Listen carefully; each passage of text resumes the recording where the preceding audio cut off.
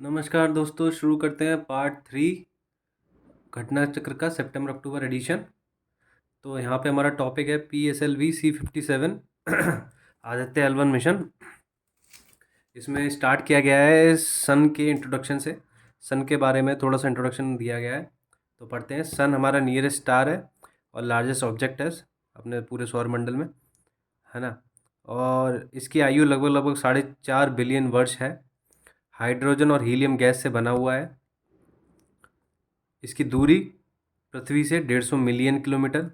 ये 4.5 बिलियन इसकी एज और 150 मिलियन इसका डिस्टेंस अर्थ से। ठीक है, ये सूर्य हमारे सौर मंडल के लिए ऊर्जा का स्रोत है और इस ऊर्जा के बिना पृथ्वी पर जीवन असंभव है। ये तो सभी आप जानते हैं। हमारे सूर्यदेव, सूर्य का ग्रेविटी सौर मंडल के सभी पिंडों को एक साथ नियंत्रित करके रखता है। इसमें इसके सूर्य की आंतरिक सतह कई परतों से मिलकर बनी होती है, जो कि इस प्रकार है: core, radiative zone, convection zone. Core के बारे में 2 पॉइंट दिए गए हैं। कोर सूर्य का केंद्र क्षेत्र है, जहाँ पे नाभिकीय अभिक्रियाओं में हाइड्रोजन के प्रयोग के फलस्वरूप हीलियम का निर्माण होता है। और कोर ही सूर्य का सबसे हॉटेस्ट पार्ट है, जहाँ का तापमान 15 मिलियन डिग्री सेल्सियस तक पहुँच सकता है। बाकी सूर्य के एटमॉस्फेयर की बात की जाती है। सूर्य के एटमॉस्फेयर में सबसे पहले बात की गई है फोटोस्फीयर की। यह सूर्य की दृश्य सतह, विजिबल सरफेस है। इसका टेम्परेचर लगभग लगभग 5,500 डिग्री सेल्सियस बताया गया है ना। और ये कंपैरेटिवली ठंडी होती है, मतलब बाकी लेयर के कंपैरिजन में। बाकी जो लेयर हैं इसकी और बताई गई हैं, जो कि इससे भी ज़्यादा हॉट है, वो है क्रोमोस्फियर। ये फोटोस्फीयर के ऊपर स्थित एक अनियमित परत है, जिसका तापमान 6,000 से 20,000 डिग्री सेल्सियस तक पहुंच जाता है। और नेक्स्ट है ट्रांजिशन रीजन, है ना। हम इसके एटमॉस्फेयर की बात कर रहे हैं सूर्य की, और उसमें नेक्स्ट है ट्रांजिशन रीजन। यह सूर्य के वायुमंडल की पतली तथा अत्यधिक अनियमित वेरी इरेगुलर लेयर, जो तप्त कोरोना को अपेक्षाकृत ठंडे क्रोमोस्फेयर से पृथक करती है ना। कोरोना की बात हुई तो ये नेक्स्ट पॉइंट कोरोना का है ना। कोरोना यह सूर्य का आउटर एटमॉस्फेयर है। कोरोना से परे सोलर विंड्स होती हैं। सोलर विंड्स के बारे में आपने सुना होगा, तो वो कोरोना से ही परे निकलती हैं। सूर्य का अध्ययन क्यों करना चाहिए, यहाँ पे ये बताया गया है। सूर्य पृथ्वी का निकटतम तारा है, इसलिए अन्य तारों की तुलना में इसका अधिक विस्तार पूर्वक अध्ययन किया जा सकता है। नियर स्टार है हमारी अर्थ से सूर्य। ठीक है, सूर्य के अध्ययन द्वारा मिल्की वे गैलेक्सी सहित कई अन्य आकाश गंगाओं में स्थित तारों के बारे में जानकारियां जुटाई जा सकती हैं। भाई, हम कुछ चीज़ पढ़ रहे हैं तो हमें पता होना चाहिए हम क्यों उसके बारे में पढ़ रहे हैं, तो उसी के लिए पॉइंट्स बताए गए हैं, है ना। सूर्य के अध्ययन करके हम और भी स्टार्स हैं उनके बारे में पता लगा सकते हैं। ये सूर्य कई विस्फोटक घटनाएं प्रदर्शित करता है तथा सौरमंडल में अत्यधिक मात्रा में ऊर्जा को विमोचित करता है। ये हम सभी जानते हैं। अगर ऐसी विस्फोटक और घटनाएं पृथ्वी की ओर निर्देशित हो जाएं, तो इससे पृथ्वी के निकट अंतरिक्षीय वातावरण में कई प्रकार के व्यवधान उत्पन्न हो सकते हैं। विभिन्न अंतरिक्ष यानों एवं संचार प्रणालियों को ऐसे व्यवधानों से नुकसान पहुंच सकता है, अतः ऐसी घटनाओं की पूर्व चेतावनी प्राप्त करना आवश्यक है, जिससे पहले से ही सुधारात्मक उपायों के लिए तैयार हुआ जा सके। सूर्य में होने वाली विभिन्न ऊष्मीय, थर्मल एवं मैग्नेटिक घटनाएं एक्सट्रीम नेचर की होती हैं। तो बेटर बी सेफ, है ना, वही वाली कहावत है। तो हमें इसीलिए सूर्य का अध्ययन करते हैं। ओके, तो अभी तक हमने देखा सन के बारे में इम्पोर्टेंट फैक्ट्स, उसके बारे में, उसके लेयर्स के बारे में। अब हम देखते हैं कि सन को स्टडी करने के लिए अभी तक क्या क्या चीज़ें आई हैं परिप्रेक्ष्य में। तो एक ये है पार्कर सोलर प्रोब। वर्ष 2018 में किसके द्वारा? नासा का पार्कर सोलर प्रोब किसी अन्य अंतरिक्षयान की तुलना में सर्वाधिक निकट से सूर्य का अध्ययन कर रहा है। 2021 में 14 दिसंबर 2021 को नासा द्वारा की गई घोषणा के अनुसार पार्कर सोलर प्रोब ने सूर्य के अपर एटमॉस्फेयर यानी कि कोरोना से होकर उड़ान भरने में सफलता प्राप्त करी है। यह पहला अवसर था जब किसी अंतरिक्षयान ने सूर्य को स्पर्श किया था। कब हुआ था ये? 2018 में इसका प्रक्षेपण किया गया था और 2021 में ये घोषणा की गई थी। बाकी 2018 में ये पार्कर सोलर प्रोब था। 2020 में ये सोलर ऑर्बिटर है जो कि यूरोपियन स्पेस एजेंसी और नासा दोनों के कोऑपरेशन से ये लॉन्च हुआ था। ठीक है। और यह मिशन डाटा संग्रहण के माध्यम से हीलियोफिजिक्स के केंद्रीय प्रश्न का उत्तर खोजने में मदद करेगा। वो प्रश्न क्या है? वो सूर्य और पृथ्वी एवं सौरमंडल से उसकी पारस्परिक क्रिया के अध्ययन का विज्ञान है। ये है हीलियोफिजिक्स। उसी का आंसर ये पता लगाएगा सोलर ऑर्बिटर। बाकी एट प्रेजेंट कौन कौन से हमारे जो अंतरिक्षयान हैं वो हैं ये सोलर एंड हीलियोस्फेरिक ऑब्जर्वेटरी।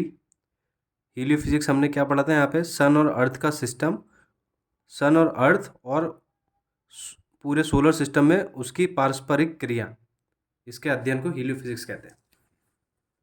तो कौन कौन से हैं हमारे पास? सोलर एंड हीलियोफेरिक ऑब्जर्वेटरी 1995 में प्रक्षेपण हुआ था। एडवांस्ड कंपोजिशन एक्सप्लोरर 1997, आइरिस 2013 में, हिनोड 2006 में जापान द्वारा, सोलर डायनामिक ऑब्जर्वेटरी 2010 में लॉन्च हुआ था। सोलर टेरेस्ट्रियल रिलेशन ऑब्जर्वेटरी 2006 में हुआ था। और अब हम बात करते हैं PSLV C57 द्वारा आदित्य L1 अंतरिक्षयान का सफलतापूर्वक प्रक्षेपण। ठीक है। कब हुआ? 2 सितंबर 2023 को भारत के ध्रुवीय उपग्रह प्रक्षेपण यान के द्वारा L1 अंतरिक्षयान का प्रक्षेपण हुआ। डेट इंपॉर्टेंट है, 2 सितंबर 2023। ठीक है। कहाँ से? आंध्र प्रदेश के श्री हरिकोटा स्थित सतीश धवन स्पेस सेंटर से हुआ। ठीक है। लगभग इतने मिनट की उड़ान के पश्चात आदित्य L1 अंतरिक्षयान को पृथ्वी के पारित इतने किलोमीटर वाली एलिप्टिकल ऑर्बिट में स्थापित किया गया। ठीक है। बाकी इसको डायग्राम के रूप में दिखाया गया है। 4 अर्थ बाउंड ऑर्बिटल मैन्यूअर्स के माध्यम से इस अंतरिक्षयान को L1 पॉइंट की दिशा में स्थानांतरण कक्षा में स्थापित कर दिया जाएगा। इसके बाद L1 बिंदु पर उसकी इंटेंडेड ऑर्बिट में स्थापित कर दिया जाएगा। L1 अर्थ और सन के सिस्टम में एक पॉइंट है, वो आगे डायग्राम में हम दिखाएंगे। ठीक है। उसके इंटेंडेड ऑर्बिट में इसको स्थापित किया जाएगा। ठीक है। L1 बिंदु तक पहुंचने में लगभग 4 महीने का समय लगेगा। अब आइए बात करते हैं मिशन की कुछ खास बातें। PSLV C57 PSLV का ये 59th उड़ान है और PSLV एक्सल संस्करण का ये 25वीं उड़ान है ना? ये डायग्राम से हम देख सकते हैं।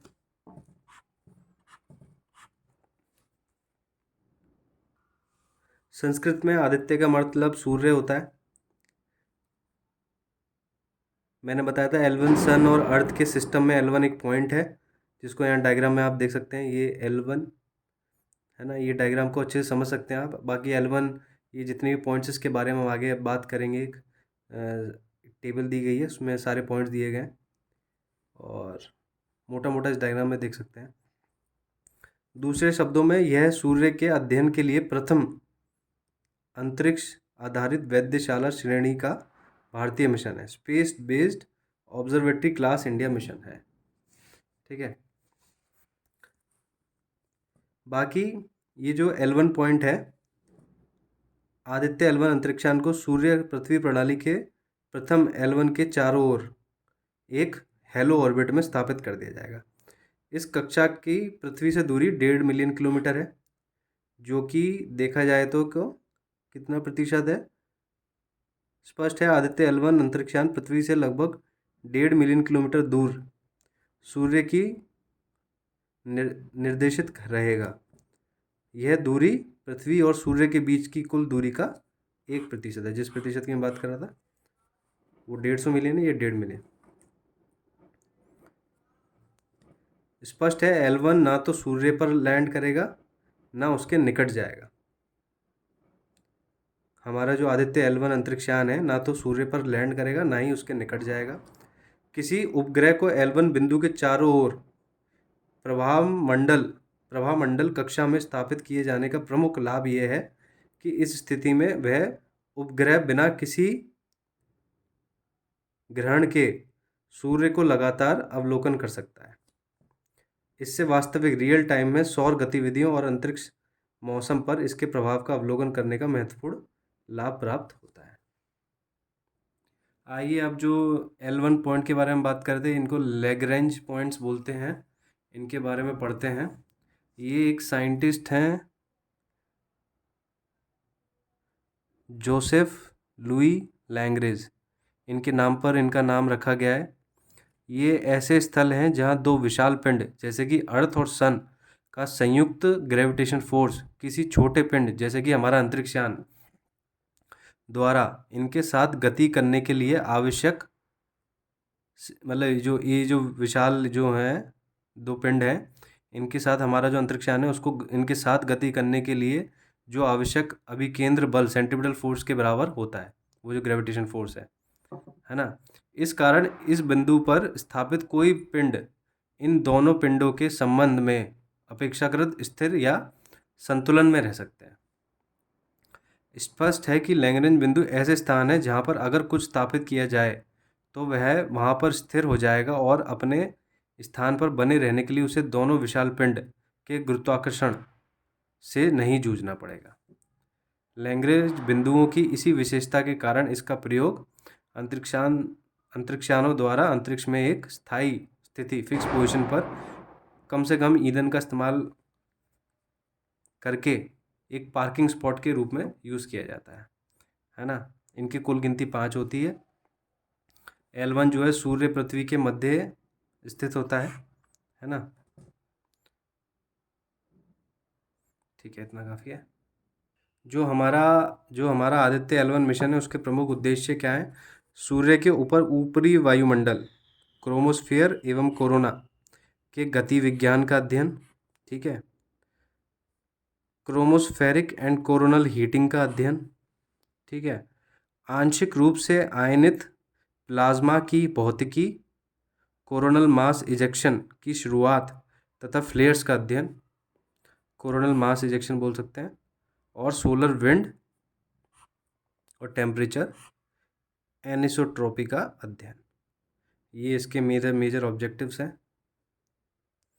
अब ये जो हमारा मिशन है ये सूर्य के अध्ययन के लिए 7 साइंटिफिक पेलोड्स को लेकर गया है, ठीक है। 7 साइंटिफिक पेलोड है जिनको डायग्रामेटिकली दिखाया गया है, ठीक है। इसका पहला पार्ट है, इसको डिटेल में पढ़ते हैं। VELC visible emission line coronagraph.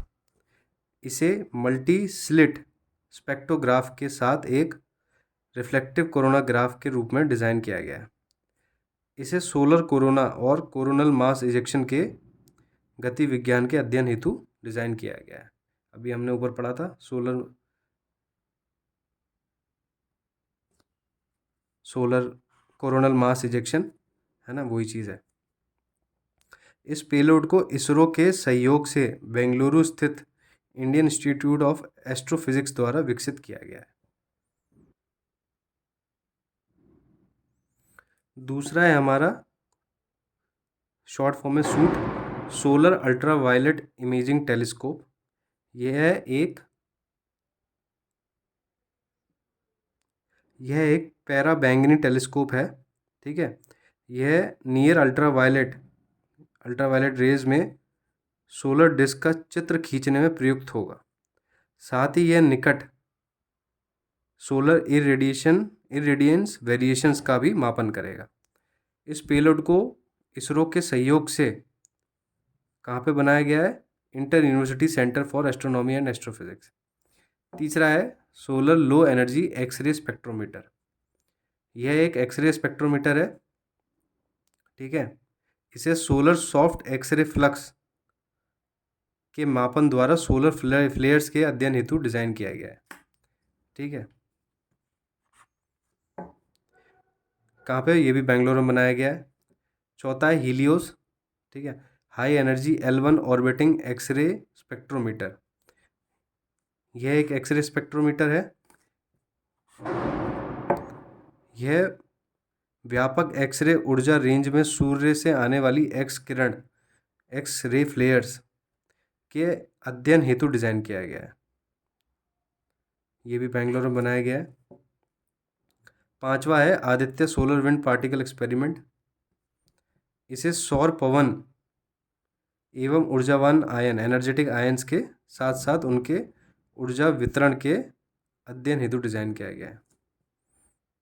कहाँ पे? फिजिकल रिसर्च लेबोरेटरी में बनाया गया है।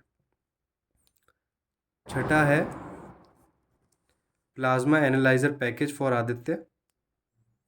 इसे सौर पवन एवं उनके कंपोजिशन को समझने के लिए डिज़ाइन किया गया है। ये स्पेस फिजिक्स लेबोरेटरी में बनाया गया है। सातवां है advance try axial high resolution digital magnetometer. ये पेलोड L1 बिंदु पर अंतर्ग्रही चुंबकीय क्षेत्र का मापन करने में सक्षम है। इसे laboratory for electro optical system में बनाया गया, ठीक है। निष्कर्ष हम क्या निकाल सकते हैं कि सूर्य लगभग सभी वेवलेंथ के विकिरण के साथ साथ विभिन्न ऊर्जावान कणों का भी उत्सर्जन करता है, लेकिन पृथ्वी का वायुमंडल एवं उसका चुंबकीय क्षेत्र एक कवच की भांति कार्य कर कई नुकसानदायक विकिरणों, कणों इत्यादि को रोक देता है। चूँकि विभिन्न विकिरण पृथ्वी की सतह तक नहीं पहुंच पाते, इसलिए पृथ्वी पर स्थित उपकरणों से ना तो उनका पता लगाया जा सकता है तथा ना ही इन विकिरणों पर आधारित सौर संध्यनों का संचालित किया जा सकता है। ऐसे अध्ययन पृथ्वी के वायुमंडल से बाहर अर्थात अंतरिक्ष से ही संचालित किए जा सकते हैं। इस संदर्भ में ये हमारा आदित्य L1 मिशन महत्वपूर्ण साबित होगा, है ना। अर्थ की जो लेयर्स होती हैं, प्रोटेक्टिव लेयर्स होती हैं, वो सन की काफ़ी जो रेज हैं उनको ऊपर ही ब्लॉक कर देती हैं। इसलिए हम अर्थ पे रह के ये चाहें कि हम ऑब्जर्वेशन कर सकते हैं सन की, तो वो असंभव है।